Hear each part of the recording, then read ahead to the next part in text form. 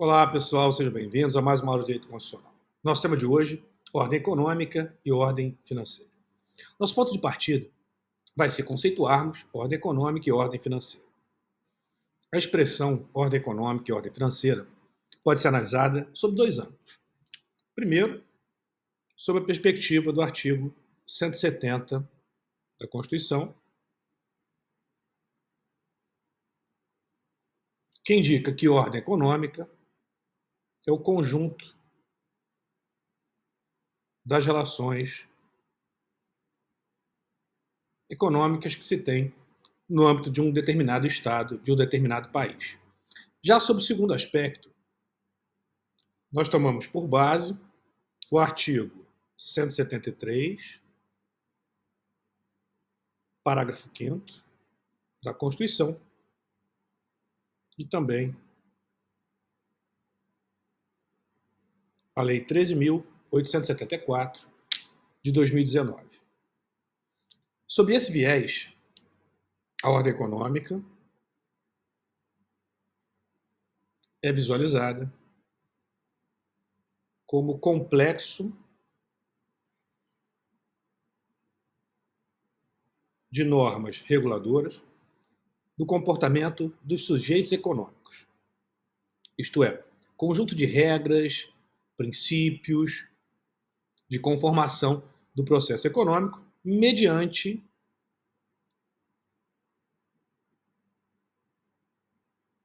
o condicionamento, regulamentação da atividade econômica a determinados fins políticos do Estado. Então nós temos aqui o conceito de ordem econômica e ordem financeira sob duas perspectivas. Primeiramente, do artigo 170 e, posteriormente, segundo aspecto, artigo 173, parágrafo 5º, conjugado com a Lei 13.874 de 2019. Ordem econômica, portanto, indica o conjunto das relações econômicas que se dão no âmbito de um próprio Estado. Esse conjunto das relações econômicas ele é regulado por regras e princípios previstos na Constituição e na legislação do respectivo Estado. Veja o artigo 170, caput da Constituição. Olha o que diz lá. A ordem econômica, fundada na valorização do trabalho humano e na livre iniciativa, tem por fim assegurar a todos existência digna. Aqui a finalidade, o objetivo. Conforme os ditames de justiça social, observados os seguintes princípios. Nós vamos analisar agora os princípios que orientam a ordem econômica. Nós podemos destacar os seguintes princípios. Princípios informadores da ordem econômica. Primeiro princípio, subsidiariedade do Estado. Nós vamos examinar cada um deles. Segundo princípio, igualdade econômica.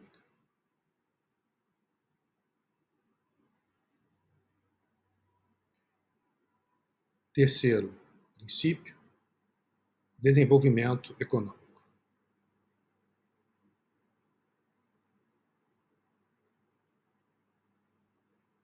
Quarto princípio, democracia econômica.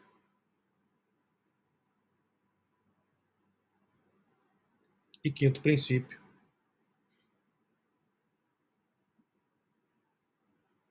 liberdade de iniciativa. Vamos examinar cada um deles. Então, primeiro princípio, princípio da subsidiariedade do Estado ou da atuação do Estado. Esse princípio da subsidiariedade, da atuação do Estado, significa que o Estado não deve ser primariamente o agente propulsor da economia, mas deve atuar subsidiariamente, regulando a atividade econômica. Como falado, portanto, subsidiariedade da atuação do Estado indica que o papel do Estado contemporâneo é fundamentalmente o de agente regulador. Regulador, fiscalizador, mas não primariamente de agente propulsor da economia, reconhecendo-se que a exploração da atividade econômica cabe essencialmente à iniciativa privada, sob fiscalização, como dito, incentivo e planejamento do Estado.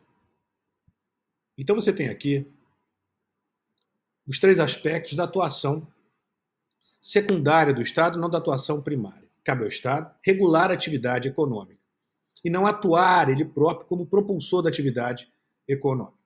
Então a função do Estado é de fiscalização, grife lá,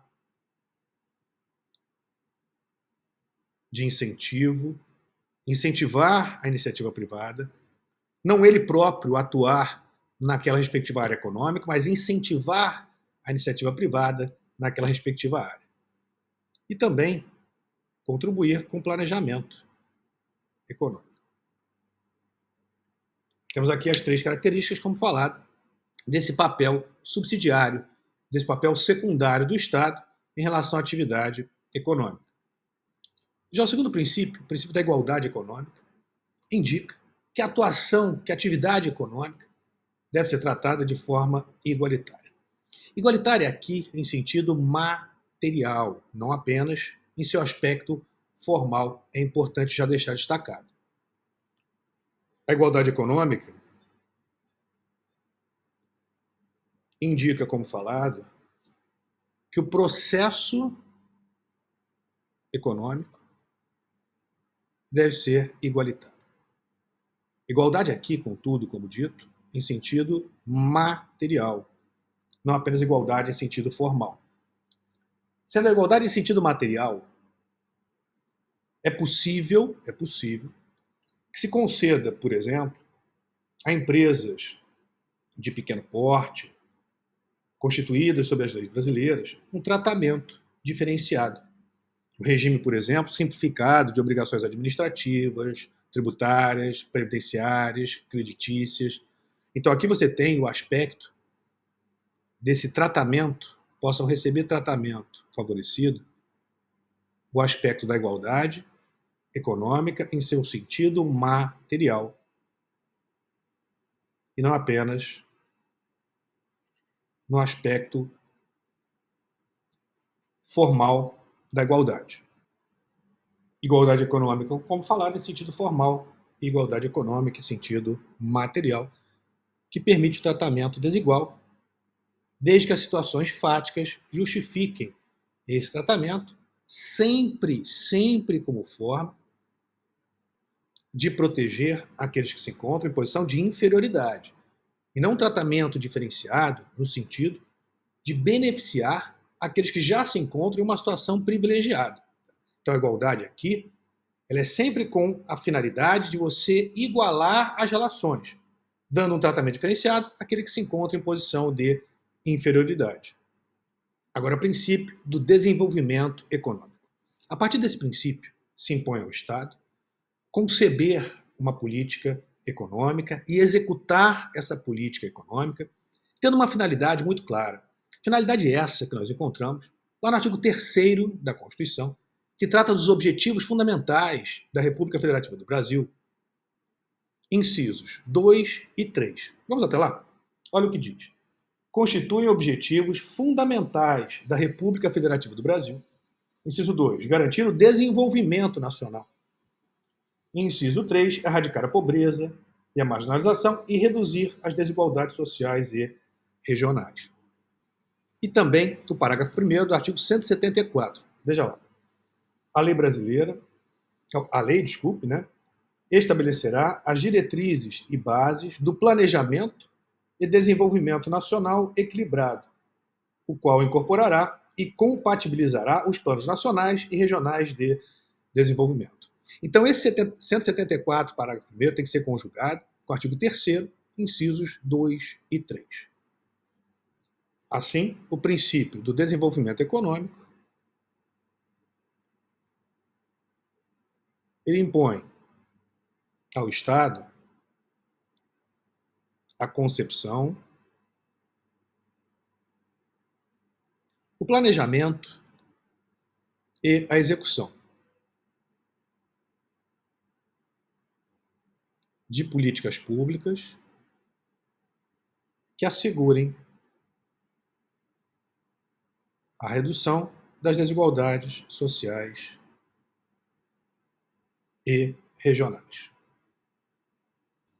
Já o princípio da democracia econômica, ele indica que o processo econômico ele deve, na medida do possível, alcançar todos os membros da sociedade, fomentando a atividade econômica, mas principalmente as oportunidades de emprego produtivo.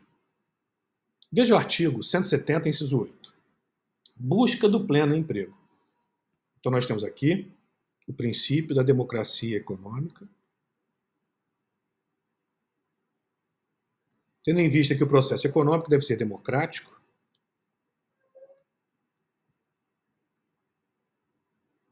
alcançando todos os membros da sociedade, fomentando a expansão das oportunidades de emprego produtivo, fomentando a busca do pleno emprego.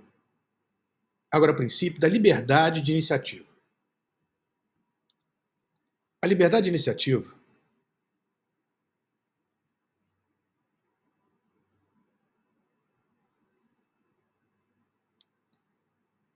uma vez que liberdade de empresa é caracterizada pela livre escolha da atividade econômica, assim como dos meios adequados para tanto. Não se confunde com a liberdade de concorrência. Então, a liberdade de iniciativa, e aqui o destaque é importante,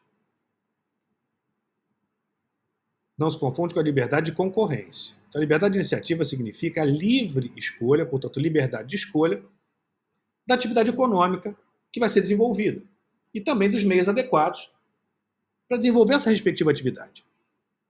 Não se confunde com livre concorrência, liberdade de concorrência, que indica livre disputa pela clientela. Então, liberdade de concorrência não indica escolha da atividade econômica, mas sim a livre disputa de clientela, baseada na economia de mercado, que também é garantida constitucionalmente, desde que afastada da concorrência desleal para a produção, distribuição, circulação e consumo de riquezas.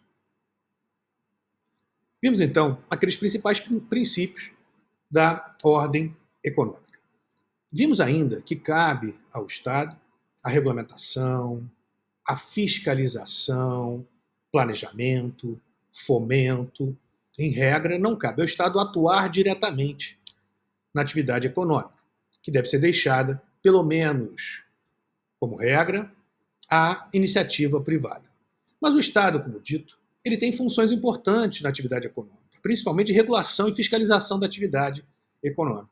Então, o que nós vamos analisar agora são as formas de atuação do Estado na ordem econômica. Então, eu coloquei formas de atuação do Estado na ordem econômica. O Estado, malgrado reconheça a propriedade privada e a liberdade de iniciativa, como visto, ele condiciona o uso da propriedade, o desempenho da atividade econômica ao bem-estar social. Veja especificamente o artigo 170 da Constituição, inciso 2, 3, 5 e 6. Veja lá. Caput 170. A ordem econômica fundada na valorização do trabalho humano.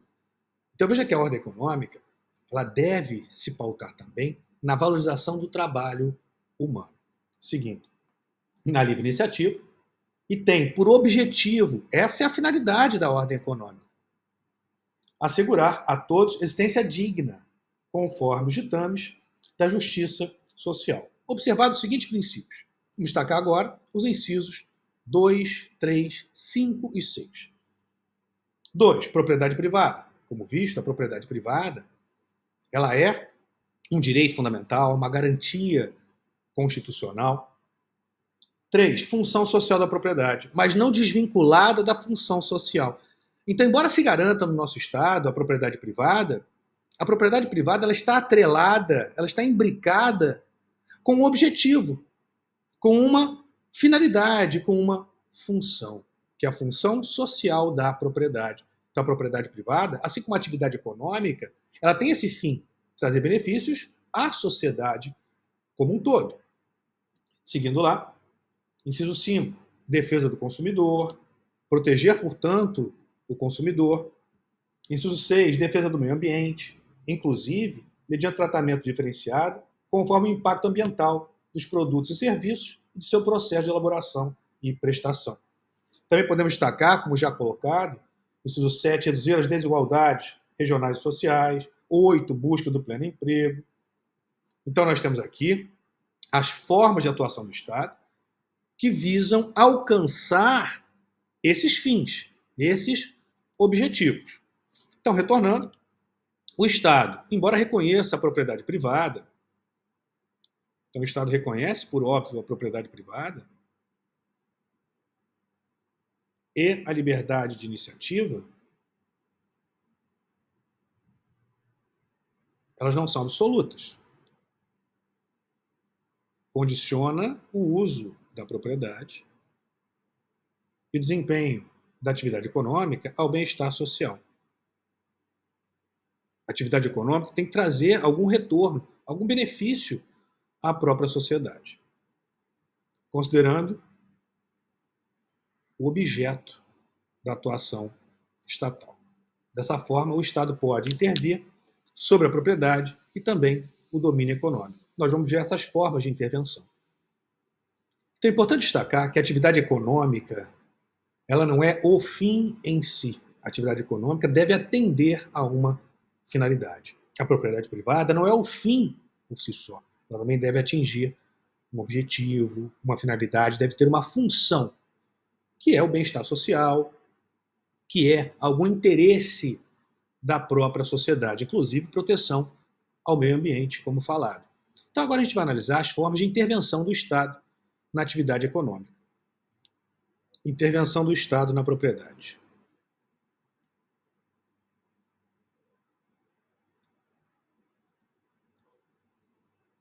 Significa que os bens situados no território nacional são ou podem ser objeto de intervenção do Estado na propriedade, por meio, e aqui nós temos os instrumentos, as formas de intervenção do Estado na propriedade, por meio de requisição, por exemplo, requisição administrativa, ocupação temporária, limitação administrativa, tombamento, parcelamento e edificação compulsórios, servidão administrativa,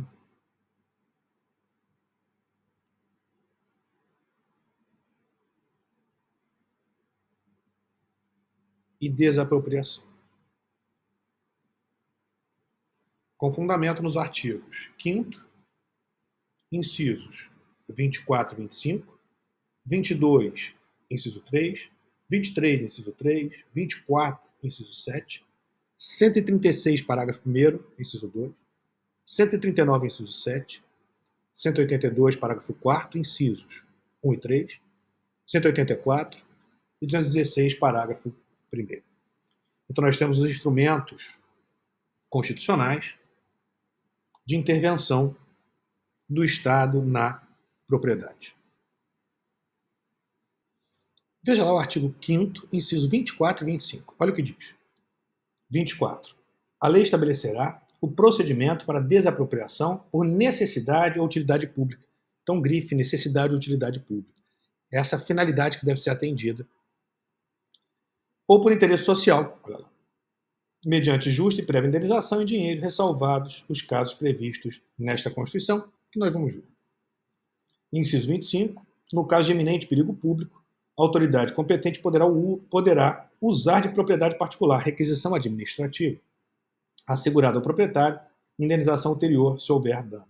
Então, veja, poderá usar propriedade particular, hein? Aqui é muito importante. Então, muita atenção. A requisição administrativa prevista lá no artigo 5º, inciso 25, cuida de requisição de bem particular. A requisição de bem público vai depender, por exemplo, da decretação do estado de defesa ou do estado de sítio. Veja o artigo 136 da Constituição, parágrafo 1º, inciso 2. Olha o que diz lá. 136, parágrafo 1º, inciso 2. Ocupação e uso temporário de bens e serviços públicos. Então, ocupação e uso temporário de bens e serviços públicos. Grife. Então, pegue lá no artigo 5º, inciso 25, faça uma remissão, grife particular, e faça uma remissão ao 136, parágrafo 1º, inciso 2. Então, a requisição, ocupação, o uso de bem público, ele vai depender da anterior decretação, aqui no 136, do estado de defesa. Já no caso de estado de sítio, nós temos o artigo 139, incisos 6 e 7. Diz lá: na vigência do estado de sítio, decretado com fundamento no 137.1, só poderão ser tomadas contra as pessoas as seguintes medidas. Inciso 6. Intervenção nas empresas de serviços públicos. E 7. Requisição de bens. Requisição de bens. Não diz aqui de bem apenas particular, de bens em sentido genérico. Em relação a esse ponto, eu trago a importante decisão do Supremo Tribunal Federal. Mandado de segurança 25295. O vício de inconstitucionalidade que afeta e compromete o decreto presidencial em questão é suscetível de reconhecimento. No caso, ora, em exame, por dois motivos. Primeiro, porque a União Federal não dispõe de legitimidade. Então, veja, não dispõe de legitimidade para requisitar bens, serviços e recursos financeiros pertencentes a qualquer município. Eis que a prerrogativa a que se refere o artigo 5º, inciso 25, da Constituição Federal, em contexto de normalidade institucional, esse detalhe é importante, veja, em contexto de normalidade institucional. Ou seja, quando não for decretado, por exemplo, estado de defesa, estado de sítio, somente pode incidir sobre a propriedade particular. Então veja que em situação de normalidade, não pode um ente federativo requisitar, promover intervenção em bens, serviços de outros entes federativos, em situação de normalidade. A requisição permitida, com fundamento do artigo 5º, inciso 25, é de bens particulares. Porém, excepcionalmente, em situações de anormalidade institucional, política, social, onde você tiver decretação, por exemplo, de estado de defesa, de estado de sítio, aí sim pode haver requisição de bens ou serviços públicos. Nos artigos 22, inciso 3 e 24, inciso 7, nós temos competências legislativas. Veja lá, 22, compete privativamente à União legislar, inciso 3, sobre requisições civis e militares em caso de iminente perigo em tempo de guerra. E também competência legislativa no 24.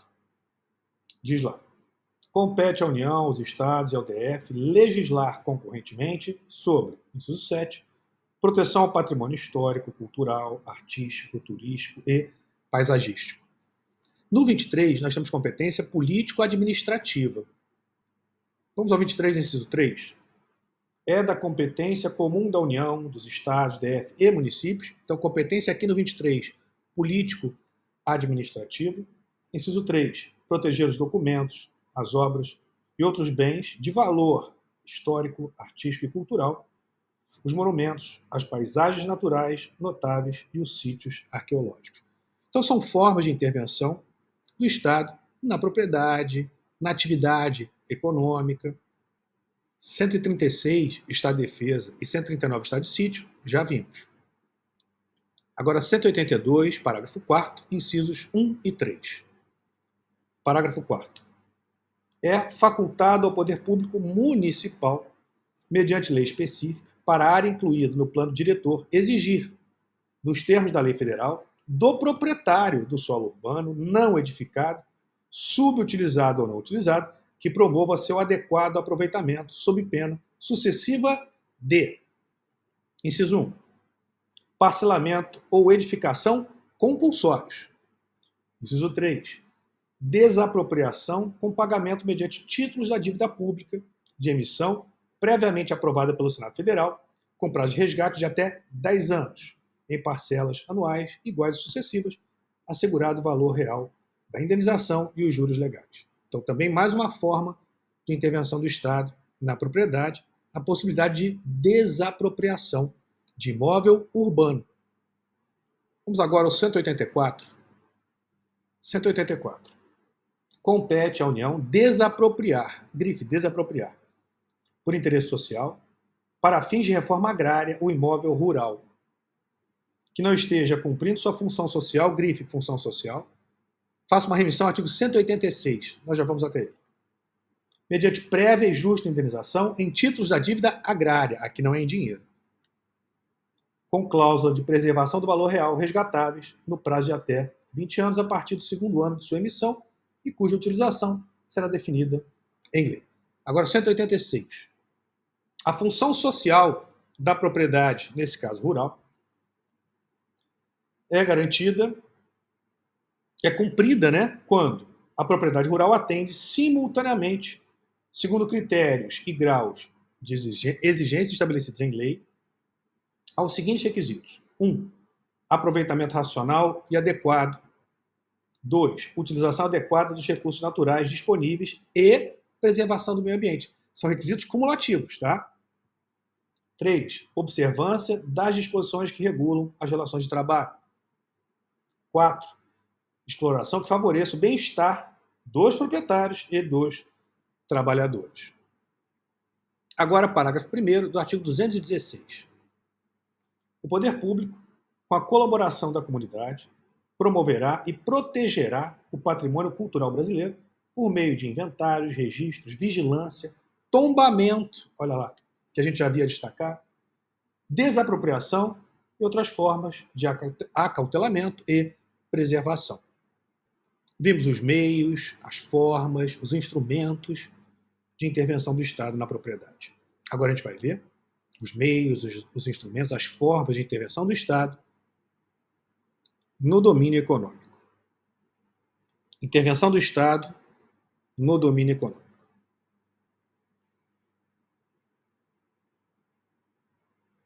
As atividades desenvolvidas pelas sociedades empresárias são objeto de intervenção do Estado no domínio econômico, com o fim de promover a justiça social, a que se refere os artigos 170, caput, e 193, todos da Constituição Federal. Nós vamos analisar a seguir. O artigo 170 já havíamos visto. Agora, artigo 193. A ordem social tem como base o primado do trabalho e como objetivo o bem-estar e justiças sociais. Nós vamos avançar um pouquinho mais adiante no estudo da ordem social, mas aqui a gente já faz o link. Agora vamos ver propriamente os mecanismos de intervenção do Estado na ordem econômica. A intervenção do Estado na economia, ela é operacionalizada pelos mecanismos de 1. Planejamento,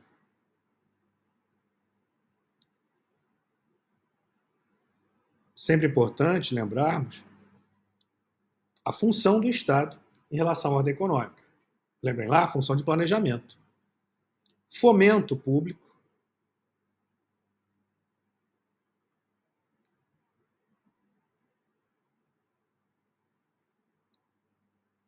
fiscalização, prevenção, repressão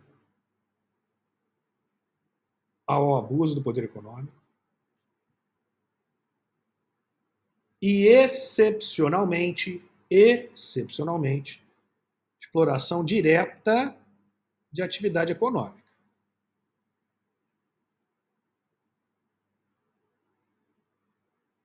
Vamos discorrer em relação a cada um desses mecanismos: planejamento, fomento, prevenção, fiscalização, atuação do Estado na ordem econômica. É o que a gente passa a fazer agora. Então, primeiramente, planejamento.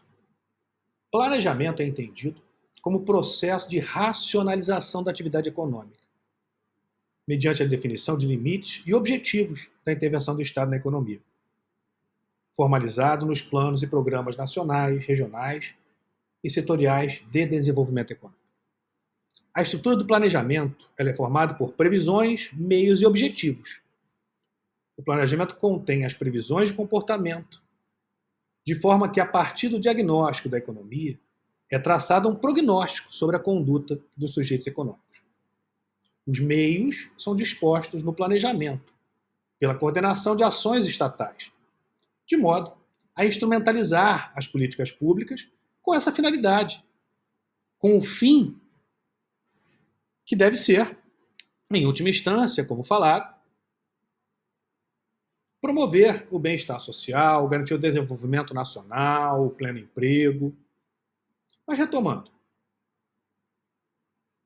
o planejamento encerra, como falado, a formulação de objetivos, de sorte que a planificação da economia é determinante para o setor público, que deve planejar o desenvolvimento econômico, como também implementar as políticas públicas nos setores e regiões estabelecidos no planejamento, indicativa para o setor privado, que pode sofrer influências em decorrência do fomento público ou exploração direta da atividade econômica pelo Estado, nos setores e regiões contemplados pelo planejamento.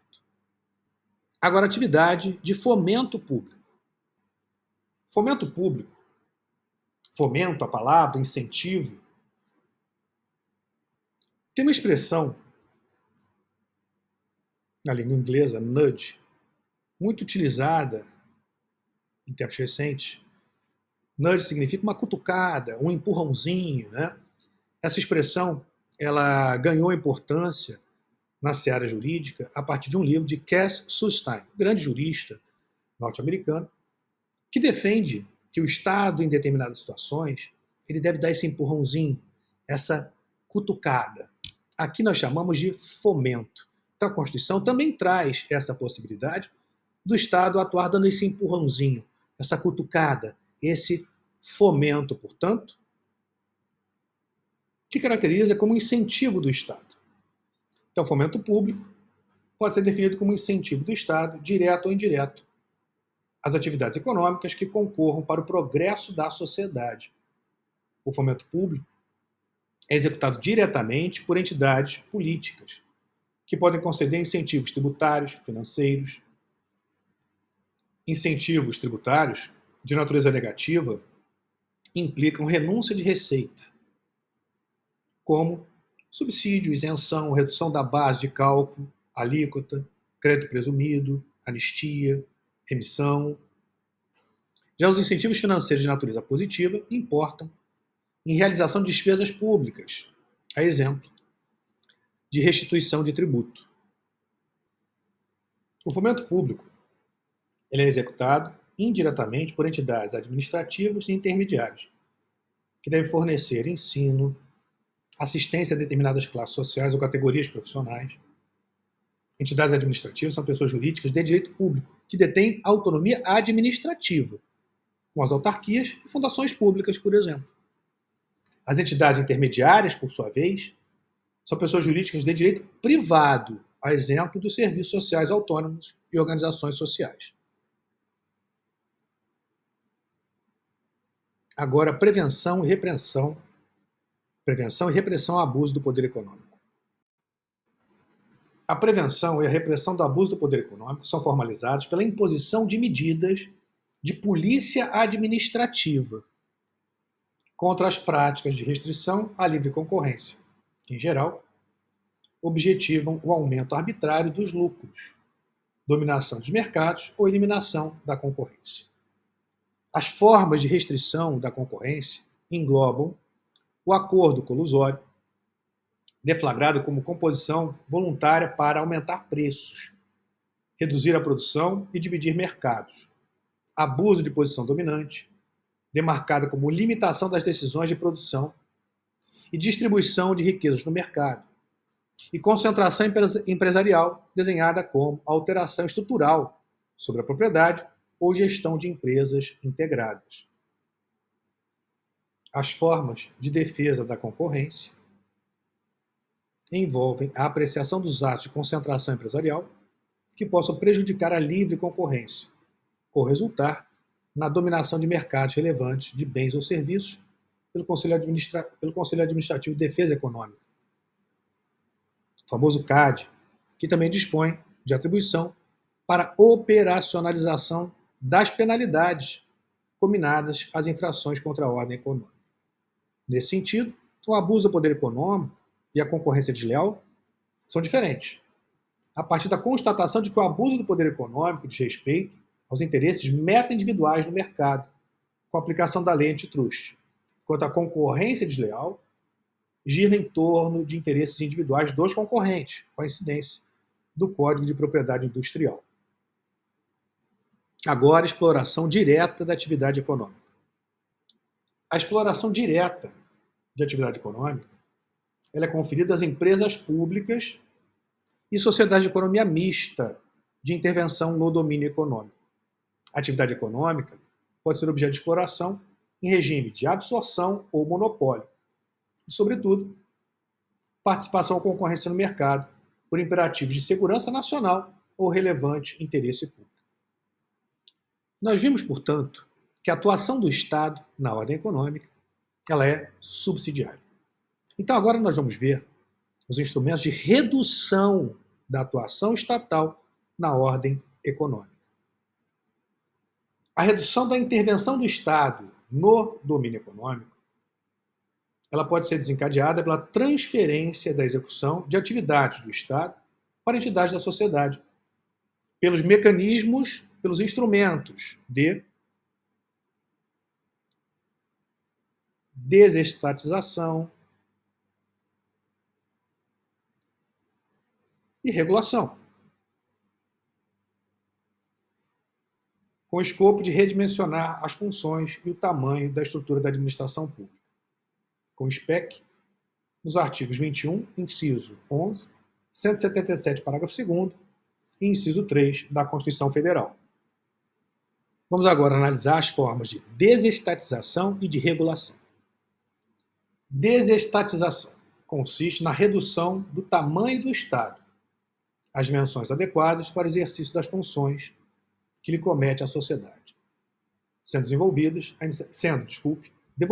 à iniciativa privada, às atividades indevidas ou excessivamente estatizadas, sob a forma de privatização, terceirização, delegação e gestão associada de funções públicas.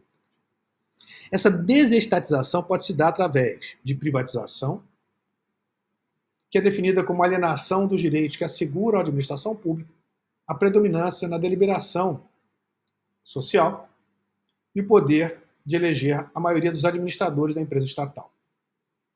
2. Terceirização, delineada como transferência da execução de determinada atividade a terceiros, conservando a administração pública o planejamento e o controle.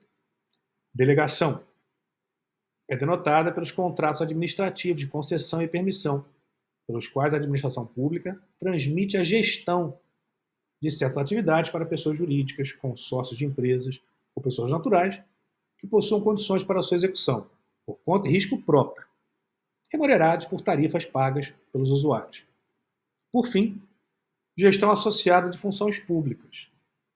É desenhada pelos acordos administrativos de consórcio, convênio, contrato de gestão, acordo de programa, pelos quais a administração pública procede à ampliação da autonomia gerencial, orçamentária e financeira de órgãos e entidades, bem como a delimitação de metas de desempenho e transferência de recursos humanos e materiais para tanto.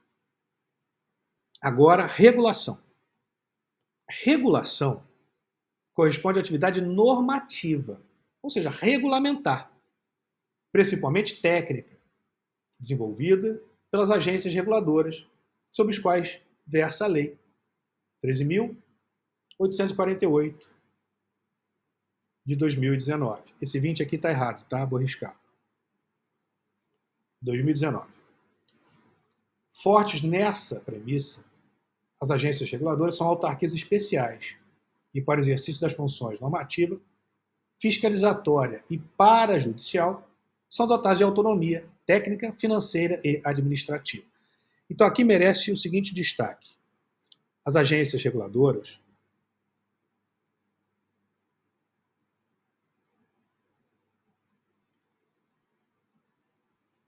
têm essa função normativa, como dito, essencialmente técnica. Possuindo a função fiscalizatória e parajudicial.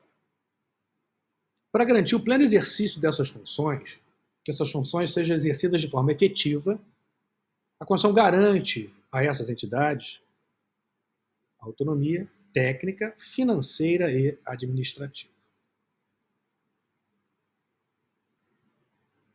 As agências reguladoras de serviços públicos, como dito, são autarquias especiais, distintas, pois, das entidades autárquicas, que, em regra, compõem a administração pública.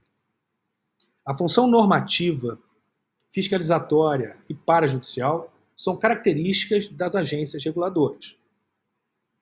Então, as agências reguladoras possuem 3 características: a função normativa, fiscalizatória e parajudicial, que funcionam como instância de produção de normas, função normativa, portanto, regulatórias pela administração pública, fiscalização, função fiscalizatória, sobre a regularidade da prestação de serviços públicos que houverem sido delegados à iniciativa privada.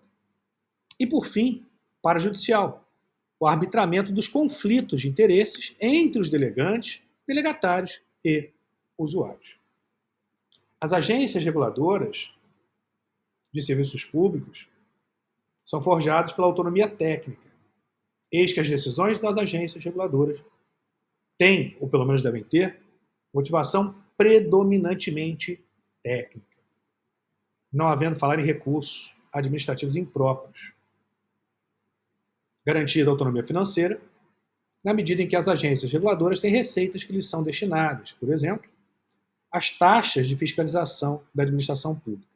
Possui ainda autonomia administrativa, tendo em vista que os conselheiros das agências reguladoras têm investidura por tempo certo, somente havendo a possibilidade de demissão em caso de falta grave apurada em procedimento administrativo disciplinar, não podendo a exoneração dos conselheiros delas ficar a critério discricionário do Poder Executivo, pois tal fato poderia subverter a própria natureza da autarquia especial, devotada à regulação e fiscalização dos serviços públicos prestados no âmbito da entidade política respectiva, com certo grau de autonomia conferido por lei.